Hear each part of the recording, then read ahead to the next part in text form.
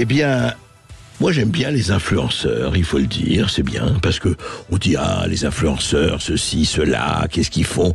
Mais il n'y a pas que les influenceurs qui parlent de produits cosmétiques et de eyeliner.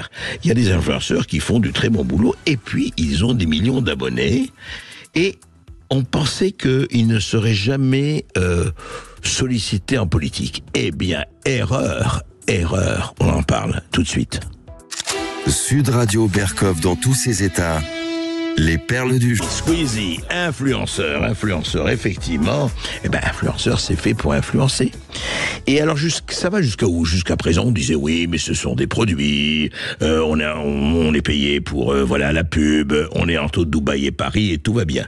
Eh ben non, la politique évidemment s'en mêle. Et oui, il faut toucher les jeunes électeurs. À partir de 18 ans, on vote, donc ça vaut le coup. Et notamment un influenceur très connu, plusieurs millions d'abonnés sur Instagram, sur Twitter, sur YouTube, Jérôme Star. On connaît, ça fait quelques années qu'il exerce ses talents.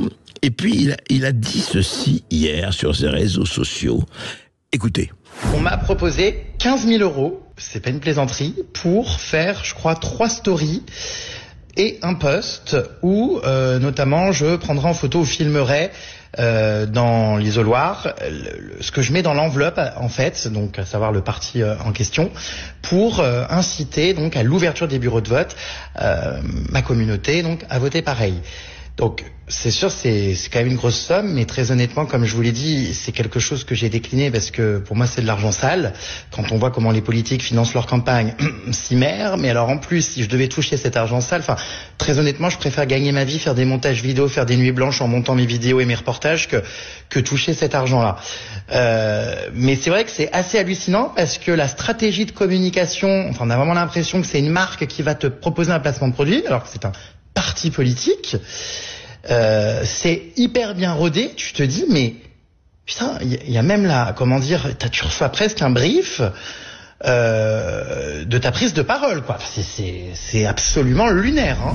Eh ben voilà, quand la com triomphe, le parti politique, et il a raison, Jérôme Star devient effectivement un produit. Et donc, il faut utiliser le placement de produits, voilà, comme un eyeliner, comme un rouge à lèvres et autre chose.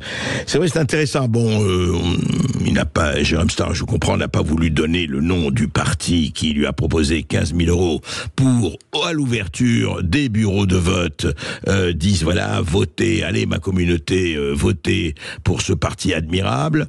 Il a refusé ça et honnêtement, je trouve que c'est tout à son honneur parce que c'est vraiment, il faut le dire, quelque part, de l'argent sale.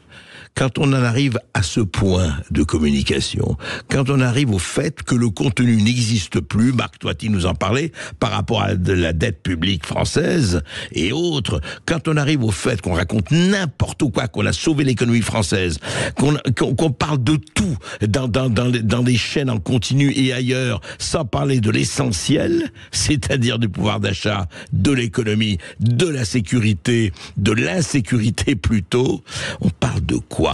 Et c'est terrible quand on arrive à ça, terrible. Enfin, c'est la farce, vous savez. Vous savez, je crois que c'est Karl Marx qui disait, l'histoire s'écrit d'abord en tragédie, et puis elle se renouvelle en farce. Eh bien, je crois que nous y sommes. J'espère quand même que on aura un autre niveau pour les élections. Voilà, c'était Jérôme Star, et c'était les influenceurs, et ne vous laissez pas influencer, bien sûr.